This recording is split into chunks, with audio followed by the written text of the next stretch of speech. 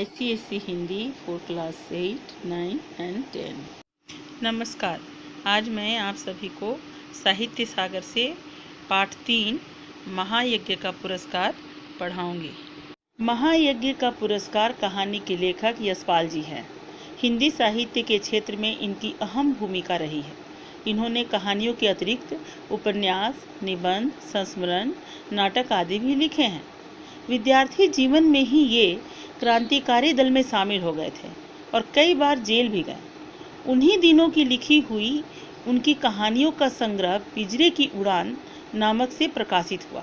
ज्ञानदान, अभिशप्त, तर्क का तूफान, फूलों का कुर्ता आदि इनके प्रसिद्ध कहानी संग्रह हैं। झूठा सच, दादा कामरेड, अप्सरा का सांप इनके उल्लेखनीय उपन्यास हैं। इन्हें देव पुरस्कार, सोवियत लैंड नेहरू पुरस्कार, मंगला प्रसाद पारितोषिक तथा भारत सरकार ने पद्म भूषण की उपाधि से सम्मानित किया। इनकी भाषा अत्यंत प्रवाहपूर्ण, सहज तथा व्यवहारिक है। अब मैं आपको कहानी समझाऊंगी। इस कहानी में लेखक ने बताया है कि परोपकार ही जीवन का सच्चा ध्येय है। कहानी का शीर्षक महायज्ञ का पुरस्कार पढ़ते ही मन में यह जिज्ञासा होती है कि ये महायज्ञ होता क्या है। आपने यज्ञ के विषय में तो अवश्य सुना होगा और जानते भी होंगे कि यज्ञ में क्या होता है। सामान्य रूप से यज्ञ का अर्थ पूजा पाठ एवं हवन से होता है, किंतु ये महायज्ञ क्या है? चलिए पहले कहानी समझते हैं, फिर स्वयं ही महायज्ञ का अर्थ स्पष्ट हो जाएगा। कहानी एक सेठ जी की है।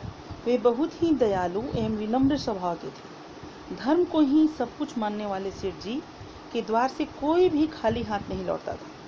उन्होंने बहुत से यज्ञ किए थे। साधु संत हो या कोई भी दीन दुखी, उन्होंने सबको भरपेट भोजन भी करवाया और न जाने कितना ही धन दान में बांट दिया था। परंतु जैसा कि आप सभी जानते हैं, समय एक समान नहीं रहता। अर्थात जीवन में कभी अत्यंत दुखों का सामना करना पड़ता है तो खुशी के क्षण भी आते हैं। आज अमीरी है तो कल गरीबी का भी मुंह देखना पड़ सकता है। इस सत्य का सेठ जी को भी सामना करना पड़ा और गरीबी के दिन आ गए। इतनी ज़्यादा गरीबी कि संगी साथियों ने उनसे मुंह फेर लिया और सेठ सेठानी भूखे मरने लगे। इसी प्रकार कई वर्ष बीत गए। इन दिनों बहुत सारे यज्ञ हुआ करते थे। लोग इस कामना से यज्ञ करते थे कि इससे उन्हें बहुत पुण्य और यश मिलेगा। उस समय एक प्रथा भी प्रचलित थी कि यज्ञों के फल का क्रय विक्रय हुआ करता था। छोटा बड़ा जैसा यज्ञ होता था उसके अनुसार मूल्य मिल जाता था। यहाँ एक बात आपको समझा दूं कि पुण्य दिखाई देने वाली कोई वस्तु नहीं है। यह मान लिया गया है कि यज्ञ करवाने से, दान करने से बहुत पुण्य मिलता है। अब यदि किसी को कठिन परिस्थिति का सामना करना पड़ा तो वह अपने किए गए यज्ञ के संचित पुण्य को बेच देता था और बदले में मूल्य ले लेता था। इधर खरीदने वाला व्यक्ति बिना यज्ञ करवाए ही यज्ञकर्ता बन जाता था। जब ऐसा ही हुआ सेठ जी के साथ और उन्हें बहुत अधिक तंगी का सामना करना पड़ा, तब उनकी सेठानी ने यज्ञ बेचने की सलाह उन्हें दी। सेठ जी बहुत दुखी हुए, किंतु अपनी स्थिति को देखते हुए वे यज्ञ बेचने के लिए राजी हो गए। सेठ जी के नगर से 10-12 कोस की दूरी पर कुंदनपुर नाम का एक नगर था, जिसमें एक बहुत बड़े सेठ रहते थे।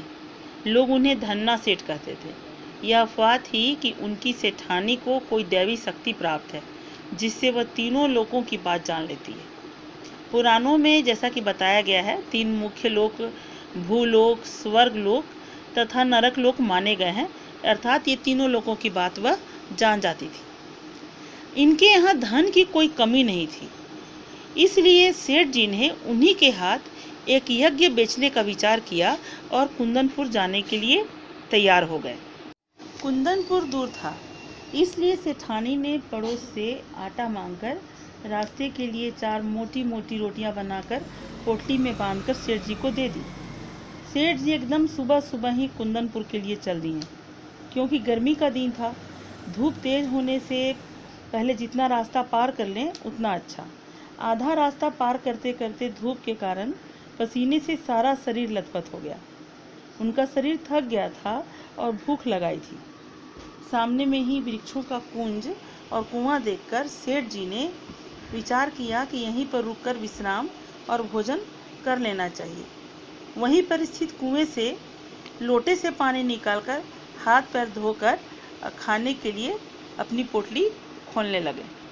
पोटली खोलकर वे जैसे ही रोटली तोड़ने वाले थे कि क्या देखते हैं, लगभग हाथ भर की दूरी पर एक कुत्ता बड़ा छटपटा रहा है। बेचारे का पेट कमर से लगा हुआ था। सेठ को रोटी खोलते देख वह बार बार गर्दन उठाता था, लेकिन दुर्बलता के कारण उसकी गर्दन गिर जाती थी। सेठ जी का हृदय दया से भर गया कि सोचने लगे कि लगता है इसे कई दिन से खाना नहीं मिला है, तभी इसकी ऐसी हालत हो गई है। उन्होंने अपनी रोटी के छोटे छोटे टुकड़े करके कुत्ते के सामने डाल दिया। भूख से व्याकुल कुत्ता धीरे धीरे सारी रोटी खा गया। शरीर में थोड़ी जान आई तो वह मुंह उठाकर कृतज्ञता से सेठ की ओर देखने लगा। सेठ जी ने उसे यह सोचकर दूसरी रोटी भी खिला दी कि वह चलने फिरने के योग्य हो जाएगा। 2 रोटियां खाकर कुत्ते के शरीर में ताकत आ गई। वह खिसकता खिसकता सेठ जी के पास पहुंचा। सेठ जी ने देखा कि अभी भी वह अच्छी तरह नहीं चल पा रहा है और आसपास कोई और बस्ती भी नहीं दिख रही है कि उसे वहां भोजन मिल जाएगा। यह सोचकर सेठ जी ने सोचा कि एक रोटी और दे देता हूँ, मेरा काम तो एक रोटी से भी चल जाएगा। थोड़ी देर में कुंदनपुर पहुंच ही जाऊंगा। तीसरी रोटी खिलाने के बाद जब वे स्वयं अंतिम रोटी खाने चले तो क्या देखते हैं कि कुत्ता अभी भी उनकी ओर करुण याचना की दृष्टि से देख रहा है। तब उन्होंने सोचा कि इस बेबस मूक जीव को एक और रोटी मिल जाए तो निश्चय ही इसमें इतनी ताकत आ जाएगी कि वह पास की किसी बस्ती तक पहुंच जाएगा। बस उन्होंने उसे रोटी खिलाई और स्वयं एक लोटा जल पीकर और थोड़ा विश्राम करके कुंदनपुर की ओर निकल पड़े। शाम के समय में सेठ जी कुंदनपुर पहुंचे। धन्ना सेठ ने हवेली पर पहुंचने पर उनका स्वागत किया और उनके आने का कारण पूछा। सेठ जी ने कहा कि वे संकट में हैं और उनके हाथों अपना एक यज्ञ बेचने आए। तभी वहां धन्ना सेठ की पत्नी आई और सेठ जी को प्रणाम करके कहने लगी कि सेठ जी, यज्ञ तो हम खरीद लेंगे, लेकिन आपको अपना महायज्ञ बेचना होगा। सेठ जी आश्चर्य में पड़ गए कि कैसा महायज्ञ। धन्ना सेठ की पत्नी ने कहा, हाँ, वही महायज्ञ जो आज आपने किया है। सेठ जी और भी आश्चर्य में पड़ गए कि भला आज उन्होंने कौन सा महायज्ञ किया है, कहीं उनका मजाक तो नहीं उड़ाया जा रहा है। फिर विनम्रता से सेठानी से कहा कि आप कहती हैं कि मैंने आज महायज्ञ किया है, किंतु मेरी तो बरसों से स्थिति ऐसी नहीं है कि यज्ञ भी कर सकूं। धन्ना सेठ की पत्नी ने गंभीरता से जवाब दिया कि नहीं सेठ, आपने आज एक बहुत बड़ा यज्ञ किया है और यदि आप उसे बेचोगे तो हम खरीद लेंगे, अन्यथा नहीं। सेठ जी हैरान थे। उन्हें यकीन हो गया था कि इन लोगों को यज्ञ खरीदना ही नहीं है, इसलिए ऐसी बातें कही जा रही हैं। सेठ जी ने दुखी मन से कहा कि सेठानी जी, मजाक न करिए, काम की बात कीजिए। बरसों से मैंने यज्ञ नहीं किया और आप आज की बात कहती हैं। तब सेठानी ने समझाया कि आज रास्ते में आपने अपनी 4 रोटियां एक भूखे कुत्ते को खिला दी और स्वयं भूखे रह गए, यही तो महायज्ञ है। उसने फिर कहा कि यज्ञ कमाने अथवा पुण्य कमाने की इच्छा से लोग धन दौलत लुटाकर यज्ञ करते हैं, किंतु वास्तव में वह सच्चा यज्ञ नहीं है। निस्वार्थ भाव से किया गया कर्म ही सच्चा यज्ञ अर्थात महायज्ञ है। उसने फिर पूछा कि क्या इस घटना अथवा महायज्ञ को आप बेचने के लिए तैयार हैं? सेठ जी के लिए यह बहुत ही आश्चर्य की बात थी। वे मानो आसमान से गिरे।